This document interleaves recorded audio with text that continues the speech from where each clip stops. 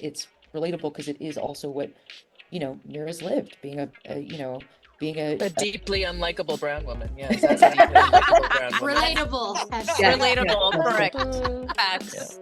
We're living that. Thank you.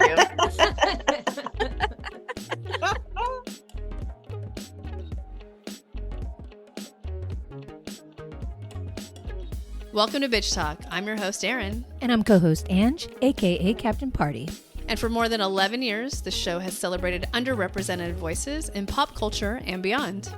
But not in the snore kind of way, which is why our listeners and followers have graciously voted us Best of the Bay, Best Podcast on 48 Hills for 3 years in a row. Three-peat, bitches. If you like what you hear, follow us on Instagram and check out our website, Bitch Talk Podcast, and rate us wherever you listen to podcasts. We're begging you to judge us. When does that ever happen? Oh, you're not going to say anything? Oh, what'd I say?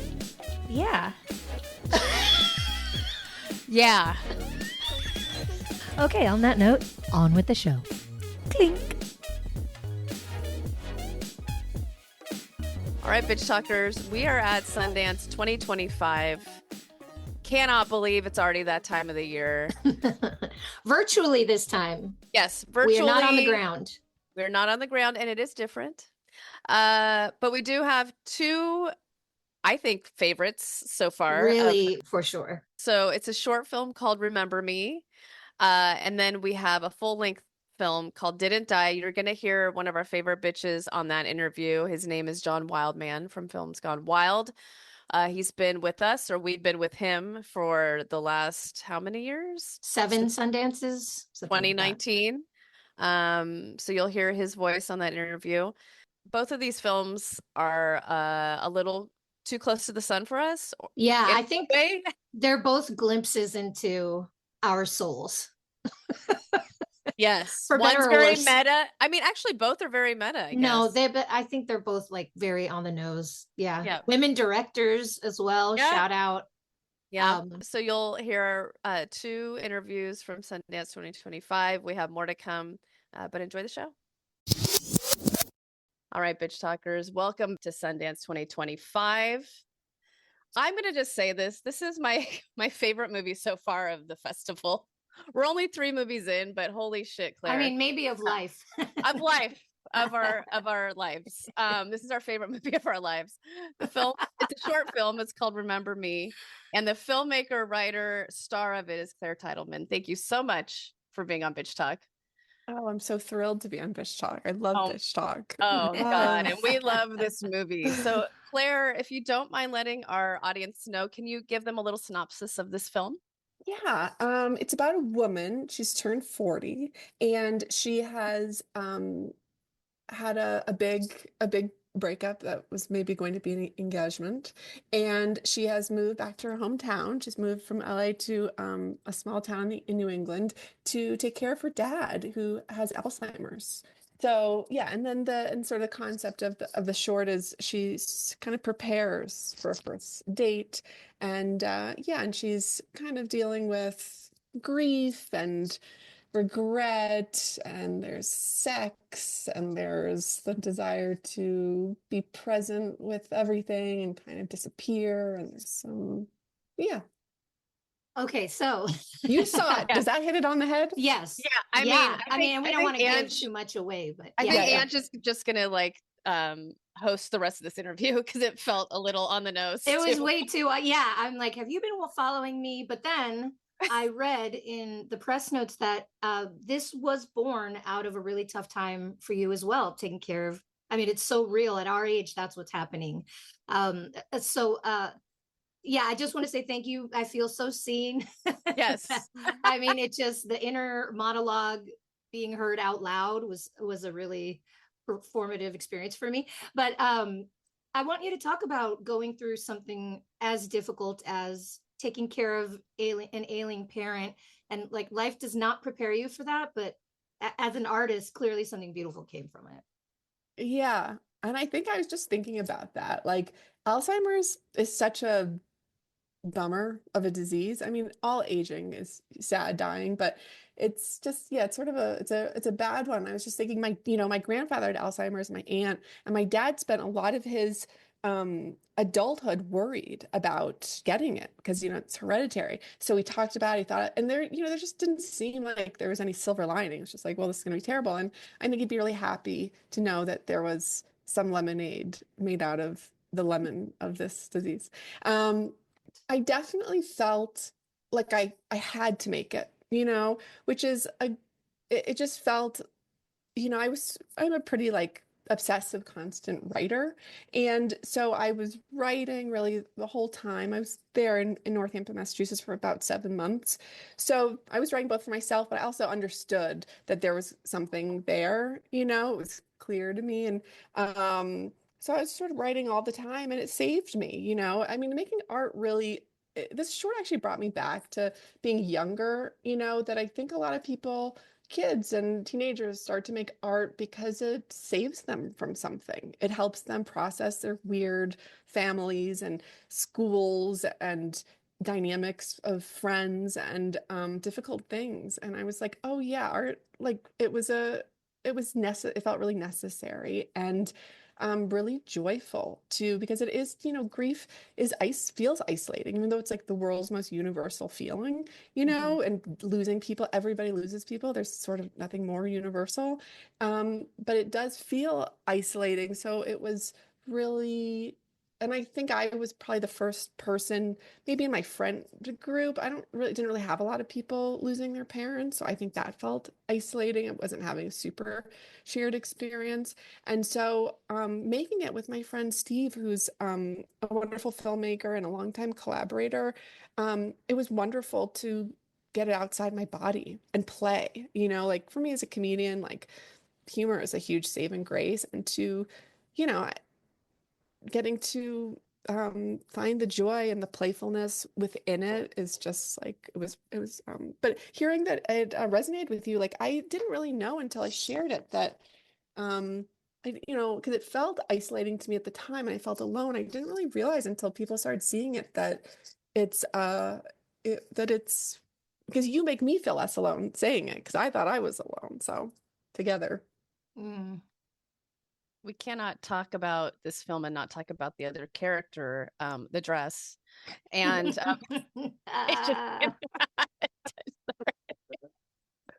so did the dress come before the story idea? Oh Or yeah. The okay, dress, please. oh yeah. I saw that dress and I was like, well, a dress is mine. And but actually the dress, I was like, because I don't think you can tell in the movie because some people thought it was like kind of like an old like kind of t-shirt that you buy on like the boardwalk or something. This is actually a really beautifully made dress. And it's like a knit dress. And it's a company called Fashion Brand and they have these sort of conceptual art pieces. So it's made out of a beautiful knit and I really wanted to wear it out. I was like, I'm going to wear this to a restaurant. And nobody wanted to go with me. So I still was like, I'm going to wear it by myself. I'm going to have like a weird date by myself and like go get like a drink and sit at a bar and wear that. But I didn't really. And then dad got sick and so I packed it. We drove across country.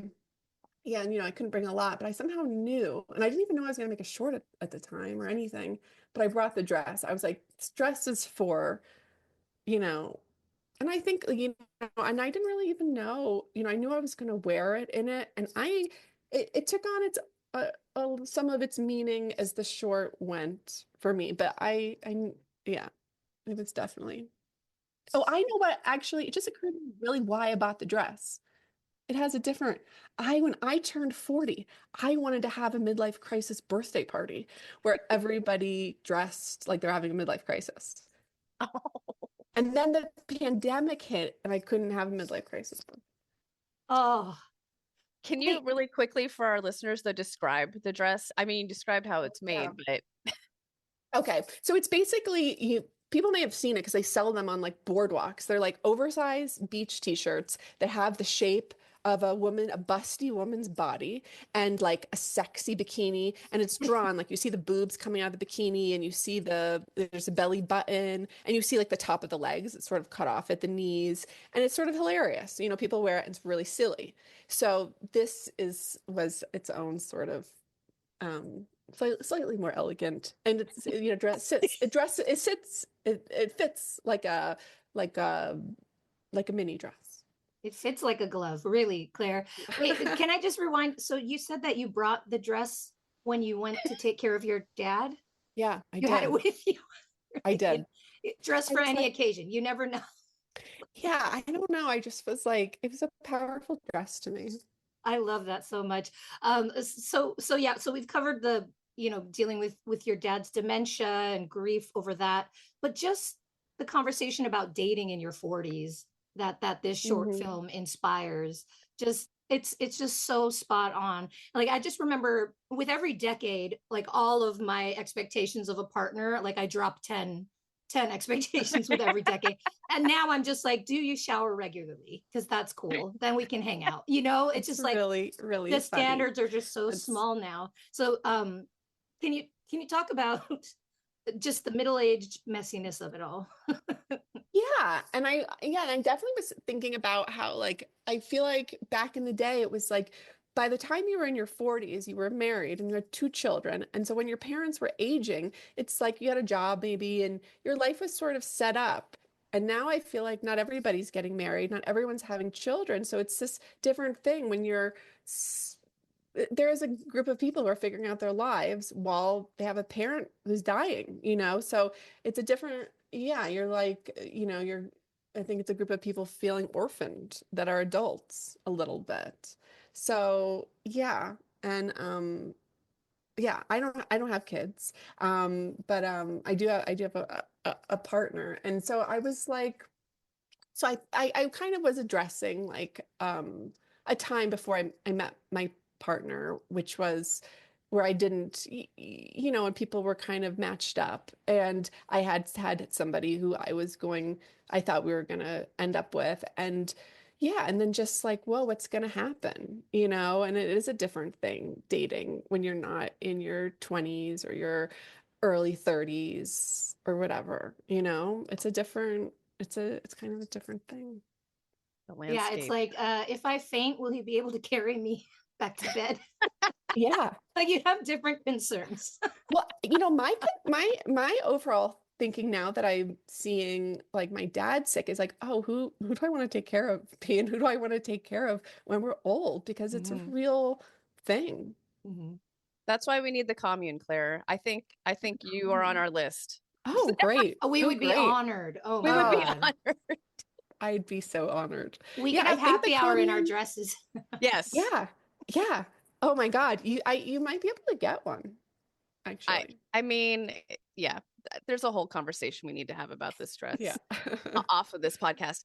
Before we wrap, I do want to ask, is this going to be the premiere at Oh Sundance? yeah. Oh my God. So please talk about how you're feeling and what you want people to walk away with after they watch this short. I'm really excited. I mean, getting to Sundance is, just a dream. So I'm Huge. Yeah. thrilled, it's such a big deal. And I made it for, nothing and for myself, And so it's beautiful that it's getting such a big platform, something that really was not made to succeed, And so I'm excited and it'll be interesting to see it with such a big group of people because it is such a personal movie. I have definitely not, yeah, only really my friends and a few other people have seen it. So that'll be, I think, moving. It'll be moving to see all these people see my dad too. That's a photo of me and my dad.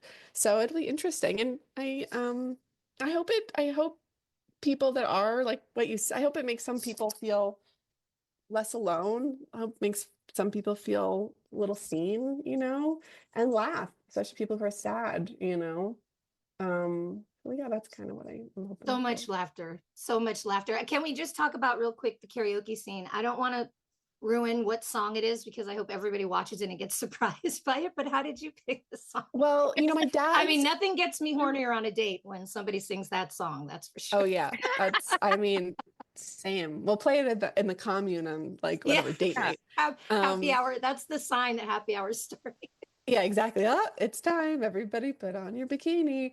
But my dad's in memory care. And so they they're singing all the time there. And it's always like there's a lot of I'm actually building the short into a bigger piece because it's such an interesting world, but there's all kinds of performers who come in and sing alongs and stuff, and they sing the saddest songs, like half of them are about death. And I'm like watching all these like dying people singing about these sort of like, it's kind of, yeah. So that was that song because I was with him so much. I know all the memory care songs by heart, and that's like a major memory care song.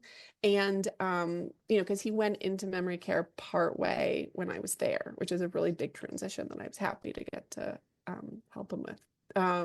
But yeah, so that was a memory care song. So that scene was kind of on the fly a little bit, and because there happened to be a karaoke machine in the room, and I was like, "Can we use that?" And he was like, "Yeah," and I was like, "Great." And so I was like, "What song at memory care is going to be free?" You know, but I mean, it's obviously a great juxtaposition with karaoke. I mean, It's so good. Oh, so beautiful, Claire. Thank you. I'm immediately gonna watch the short again right after we end this Yes. And because I Erin wanted to watch said it she watched again. it. Erin was like, I what? watched it twice in a row. And I did too. I kept watching it. You really are making my day, you guys. Thank you. No, you've made our thank God for your film this week. That's all I'm gonna Yes. say, Claire, Yes. We because needed it has joy. been a hell of a week. We needed joy. Yes. So the short film is called Remember Me. It's at Sundance 2025. Girl, you better get a big old platform after this. Sundance better just throw money. They're like, here, make more because we are this movie's so good. So thank you. I hope so, and then I hope to come back and talk with you guys Oh, again. of course. Yes, and if you're You're ever on in the San commune now. Francisco, if you're Oh, ever in San great. Francisco, bring the dress. That's all. I'll bring the dress. We'll do a great. We And will go I'm out to drinks with you in that dress. Don't you worry oh, about that. And great. karaoke. We know some places. Yeah. Yeah. Great. Thank you so much, Claire. Okay. Happy Sundance. Happy festing. Thank you. Take care. Bye. Take care. Bye. Thank you. Thanks for having me. Here we are at Sundance 2025, or we're kind of here. We're all in very, very different places, I think, as we do this interview. And we're going to talk about the film Didn't Die, which is screening in the midnight program at Park City. And with us, we have our director, Mira Mina. We have one of our actors, Kieran Dale. And I'm going to have Mira, let's have you do this. Introduce our audience to the film. They haven't seen it as yet, likely. So tell us about Didn't Die, and then we're going to just grill you on this thing. Sure. Didn't Die is a small independent zombie film about a podcast host trying to keep her show going in the zombie apocalypse, despite the fact that her audience numbers are shrinking. And it was a labor of love and really a true collaborative effort between me and the cast. I mean, it was a zombie movie, but it was really meant to be a character movie about family and how to find meaning and purpose in life when the world has fallen apart. And I wanted to use the zombie genre as a way to explore something a bit more emotional and really create an environment for the cast and crew that felt almost like a theater group. Um, yeah, and the result is this is the movie that we have premiering at Sundance this week. Yes, this film definitely had us all in our feels. It's very spot on for the times. So Aaron and I have this podcast called Bitch Talk, and I found myself relating to Vanita, your character, Kieran, as like, especially during the pandemic, sometimes the podcast was the only thing that brought me hope.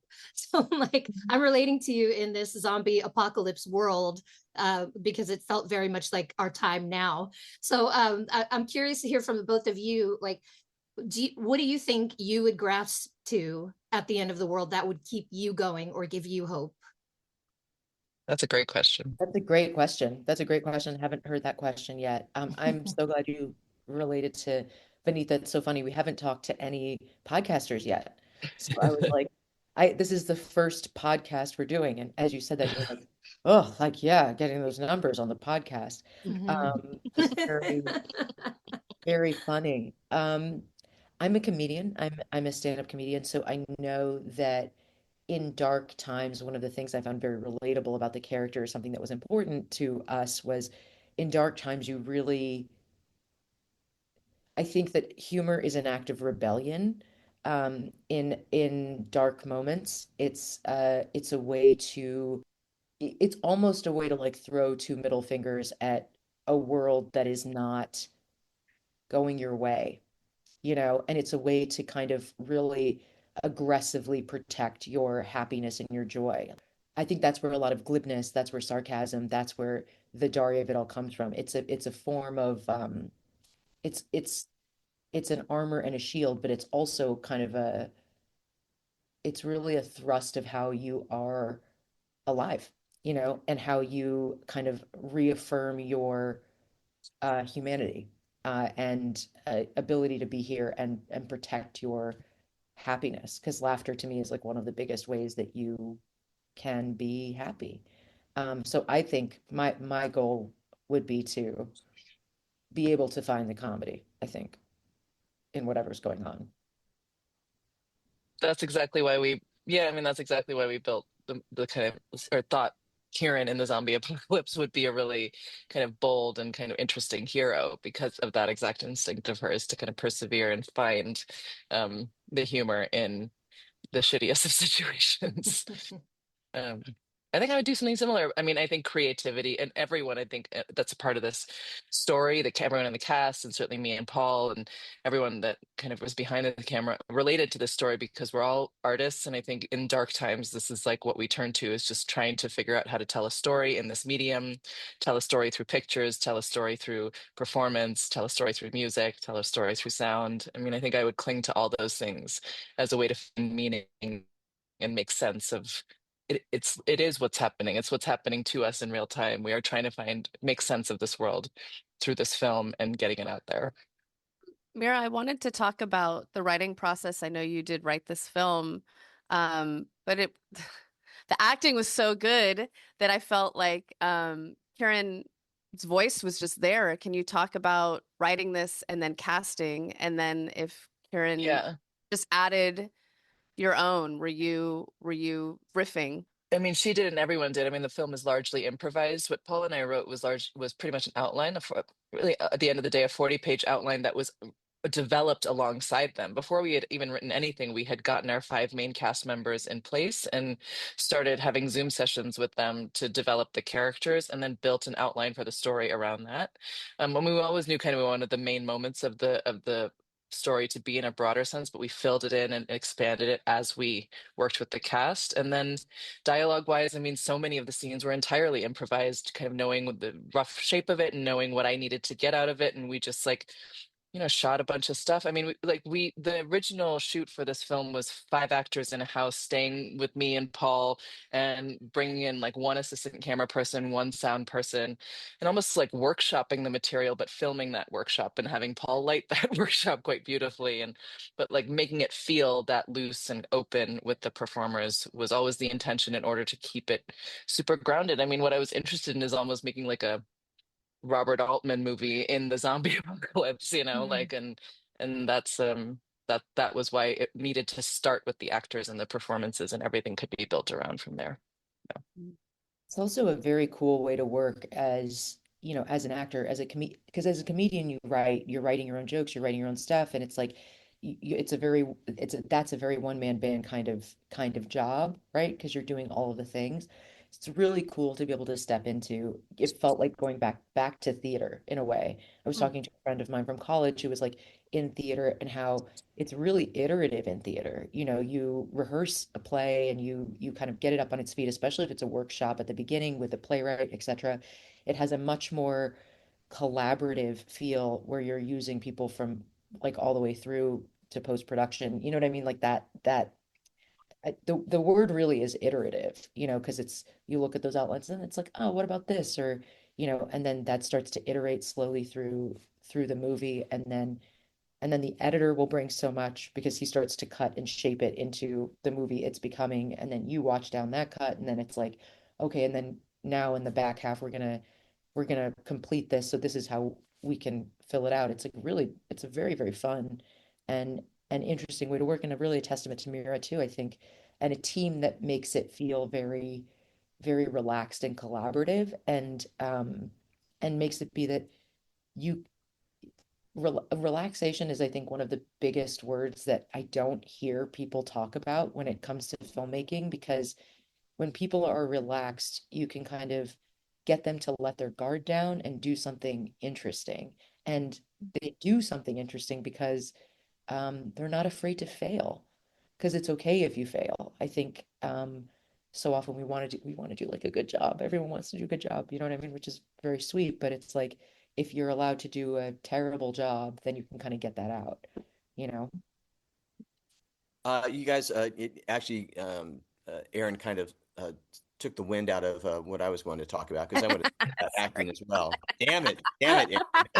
Um, but here's the thing. But I also wanted to talk about acting really quickly, and one of the reasons is because I'm a filmmaker as well, and the great Samrat Chakraborty was also in a feature film that I made, and so I was loving seeing Samrat in this, and you know, and thinking back when you know when I worked with him, but it also reminded me that you know actors get to that place that we need them as directors in very different ways sometimes, and you know and in this you do have you know a number of group scenes where you've got like you know five or so actors that all you know kind of have to hit that mark in the same area. And sometimes like you know when we're doing like our masters and what have you, um you know again we need to get them into a medium place, and one actor is ready on take one needs like 9 takes, one needs some sweet nothings whispered into their ear to get there, another needs technical stuff. And so Mira, I would love for you to talk about that, about how you manage that. Now I know there's you know it's a little bit different energy when you're improvising a lot. Yeah. However, you still have to orchestrate that and again make sure everybody hits the happy place, you know, in kind of the same area. So talk about your method. Yeah, I mean, I think because we had had so many conversations leading into it, there was a comfort level they all had with each other by the time we started, that they were able to lean on each other a lot. And that's really what you want, is you want the actors kind of self-governing at a certain point because they, you know, once you yell action, all they have is each other. So like they should be kind of at that place to begin with. And so many times you're doing take after take to get them to that place, you know, and you become the kind of conduit to get to them to that place. But we did a lot of that work ahead of time. And again, because I have a personal relationship with every actor in the film, it was like hosting a dinner party, you know, like with my closest friends. So that was the energy I wanted them to feel, so they felt, like Karen said, relaxed around each other. And then I'd also say that, like, you know, we shot this, and the original shoot for this was like 10 days. It was like an episode of television. You know, I'd had so much experience directing television at this point. I was interested, could I make a feature almost within that same timetable? And so I didn't have a lot of coverage for each of these scenes. You know, I was very intentional about keeping things pretty wide and in tableau until the moments mattered, like when Kieran's character first meets George is the real first close up of the movie for them. And so we tried to be really intentional about angles and coverage so that we could do as many takes as possible with a group of five and not spend an entire day on one scene, which is just not the luxury we have. And then, and Kieran, I want to follow up on, you know, for your part in this, because, you know, when you come from comedy, from stand-up, you are intuitively used to feeding off of the energy of an audience. And you know, and sometimes you're going, ah, fuck, I'm dying here. Or, you know, and sometimes you're going, I'm kicking ass. And that changes, again, how you're delivering and your momentum. And I'm wondering how much that, you know, the skills that you develop, you know, doing that, you know, how are you able to work off of everyone?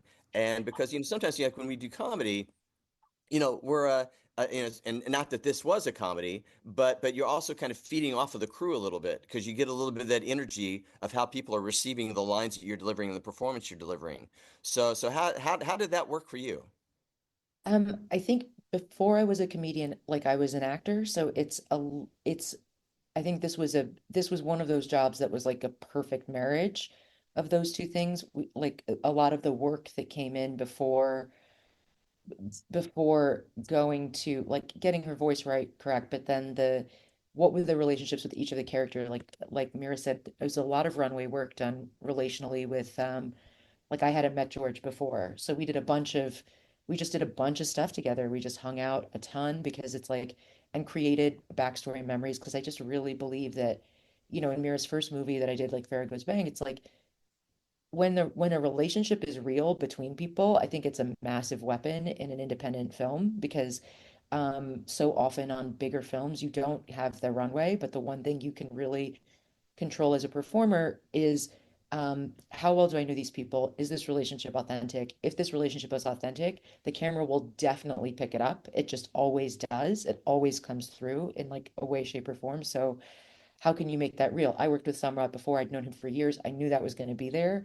I knew that that like older brother, like little sister energy was going to be there. He's somebody I'm very comfortable with. I know him well. So the question to me was like, how do I get that with the younger brother? How do I get that with George before we even walk in to the to shoot? Because the time frame was so limited and time is such a premium.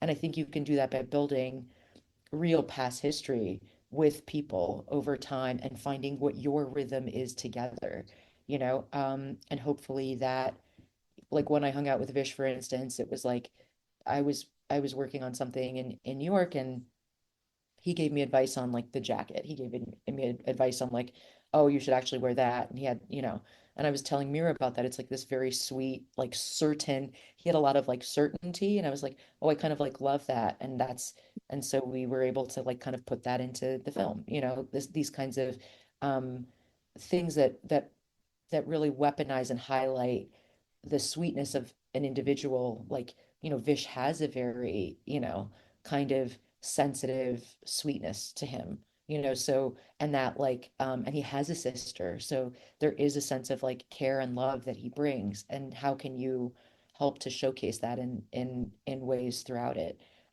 George is very funny, and he's very unpredictable. Some might say unhinged. In the best Some, way. some might say, I didn't say, some might. But that's, I think, really exciting because like as a comedian, it's very rare that it's so fun to be in a scene and kind of I say something, you do a setup, but then he hits it back in with his own take and point of view that I would never write it that way, and I would never say it that way. And that's very funny and cool, and it forces you to be very present. So it feels like you have a really good set of teammates. You just have a really good set of teammates in a true collaborative ensemble kind of way. And I think Barbara was absolutely marvelous. Katie McEwen is marvelous in this movie. I didn't do any work with her in advance because my character really dislikes her. Um she's essentially ruined, the purity of my of a relationship with my brother, and anchored him in a direction. So he is not my favorite. Do you know what I mean? And so I think there's a lot more of me pissed, like shitting on her in the movie It's And felt, that's yeah. what I mean. Like, I feel like all Paul and I had to do was like create this this woman, this character who's like a white woman who marries her brother, who bedazzles everything, and just is like a little perky. And Kieran, I think, immediately was like, Vanita does not like her. Of course not. bedazzles everything. It's like, come on, man, get together. Do you know what I It's mean? not And then, special anymore when everything's bedazzled. Yeah. yeah, exactly. Pick So, pick one thing. yeah. Exactly. Pick So one I thing. do want to say, so I had two realizations in watching this film. The first one is even during a zombie apocalypse, when most of the world has died, there's still a chance you can bump into your ex, which is fucked up. That's fucked up. Okay, number one. And number two, that life is just sort of a series of figuring out how to live through grief again and again and again, over and over and over again. And it really did help me process a lot in my grieving process. So I'm curious if either of you had any similar life lessons from this film. That's exactly it. I mean, I think we were looking to make a zombie film that was also more of an allegory for our lived experience with COVID and how, like, these kind of catastrophes are on, like, they don't end, the grief, the loss, and the dealing with it doesn't necessarily, there's no ending. There's just like a kind of an adaptation. And the characters in the movie are constantly like, well, I hope like the worst is behind us and trying to figure out if the future is going to look bright. And I think that's where we're constantly at, like as a society, is just like dealing with one thing after another and trying to figure out when is it going to end. And just the truth being that we're probably gonna, like with climate change, which I think is like another metaphor that zombie films often tackle, is like, this is something we are living with, right? So how are we going to live with it and kind of adapt ourselves to it and understand that grief, the sadness that comes along with some of the loss that we are experiencing with these events around the world are always going to stick with us in some way. And how and yet, how do we find meaning and beauty within that is really the question of the movie. Well, I think, and honestly, I think that's what makes this movie truly special for me. I mean, and I'm the genre guy here. Yeah, Okay. I'm the horror film guy here. And we use the zombie metaphor in a lot of different ways, and that's how we were able to comment on a lot of crap that we go through, but how we successfully do it is always the question. And one of the things that I think that I think is also great about this is I think you show respect, which is kind of funny to say that out loud, but as a genre guy, I'll say it: respect for the zombie genre and for what you're working within. And I think there are filmmakers that think uh, Mark Forster, World War Z, that don't respect it, and it shows up, right? And but when you do respect it, then the genre audience, which is hardcore, on if you got it right, then they will be happy, and yet the people who are not genre people are also going to take in all of the other wonderful stuff about the film. So before we go, I would also love for you to address that. Yeah, and I'm so glad you said that because, given how small of a ship we were going to be, we knew we weren't going to be able to make like the craziest, coolest effects and stunts, right? With in terms of the genre element of it, and we were never, like leaning into the movie as a horror. We were always more leaning into it as a drama and almost more of like using zombies to as ghosts. Like we were more interested in like kind of thinking of this as a ghost story and a haunting than necessarily like a jump scare zombie movie. And I think that's all driven by means and kind of the parameters, but also wanting to look backward and kind of give reverence to Night of the Living Dead for sure, but even like a proto zombie movie like Last Man on Earth or Carnival of Souls, like those kind of movies, black and white movies that really kind of where zombies, vampires, the mythology is kind of one and the same, where it's really just about living with the dead and the dead representing kind of all that's been lost in a visual way. So we wanted to keep it simple in that way and also reverential to the past. And also knowing that in a post Last of Us world, how are we ever going to compete? It's like the special effects makeup on a show like that is just like, it's its own art form that, a small indie like this can engage with. So yeah, as fans of the genre, we just saw ourselves looking backwards and wanting to pay reverence to those original references. Yeah. It was the other thing I'm sure like you guys probably realize is like it's also so rare to get an opportunity to play a full arc. I mean, that's something we've also been talking about. It's so rare to get that as like a POC woman where it's like you get to be things that are not necessarily focused on, it's this is a South Asian character, but it's not driven by the fact that she's South Asian at the center of it. This is a person that's as unique and interesting and robust as anyone gets to be, getting to really show those colors. Do you know what I mean? Like the colors of like losing a brother, etc. Like all of that. It's just very rare. I think I would joke with Mira. I was like, oh yeah, this is her like Cape Blanchett. Do you know what I mean? She gets that, that moment to be, you know, do the guttural sob thing. Like it's she just, what she does. That's you don't get that very often. You don't even get the opportunity to show those colors or harden at the end of something and truly play that arc. So that's also um there's something very cathartic in that in terms of processing grief, and getting to have a little more depth, beyond something funny. And that's the thing. Comedians always have that, but Kieran is an actor and like like she can do anything. And the thing is like, especially I think comedians and especially women of color, people of color, they get boxed into these little places. And so, we have to just keep making indie films to like be able to like actually expand what people think of us, for sure. The other thing I remember saying to Mira is like I was really concerned that the character wasn't going to be likable enough, just from like a career in entertainment, like just to be sarcastic or sardonic or hard or not vulnerable in a way that women are supposed to be vulnerable. Is this, we looked at a lot, there were a lot of horror references that Mira looked up for the actors. It was Before Sunrise. It was Thomas Vinterberg's The Celebration. And I remember really loving in The Celebration that unhinged brother. I thought this unhinged brother was like, oh, chef's kiss to this guy. There's nothing happening in a scene. He has a shoe and he's in a room. And it's like the stakes could not be higher. And I was like, that is so cool to be able to create that level of panic and insanity in just a bedroom where you're just unpacking your clothes because you missed the shoe. And I just don't see women getting to do as much of that. And there was a real like genuine concern on my part that and both from being a stand-up and executive notes, etc., that like, gosh, but is she going to be likable enough? Like, can Vanita be likable enough? Can she be hard or sarcastic or mean or kind of a little not as concerned with like sitting down and holding your face and being like, oh, the vulnerability. Do you know what I mean? I'm so these are intentional choices, and I was really concerned about that. And I think Mira was very reassuring that like don't don't it'll be enough. It'll be enough, and B, if you're ever like you'll get to watch it down the line. And if you're feeling that way, like go hard, swing for the fences, don't worry about those questions. And if you're feeling that way, like we'll talk about it and we'll fix it.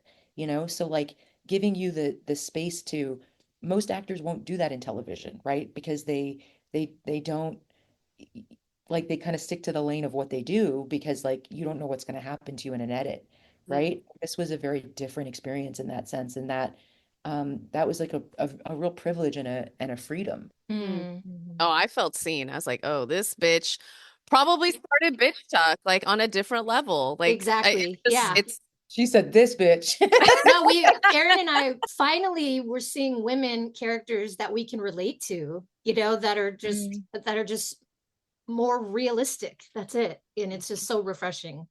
Yeah, I think it's a very rare and cool opportunity that Mira and Paul kind of created, to be able to examine those things because it sits in her heartbeat too.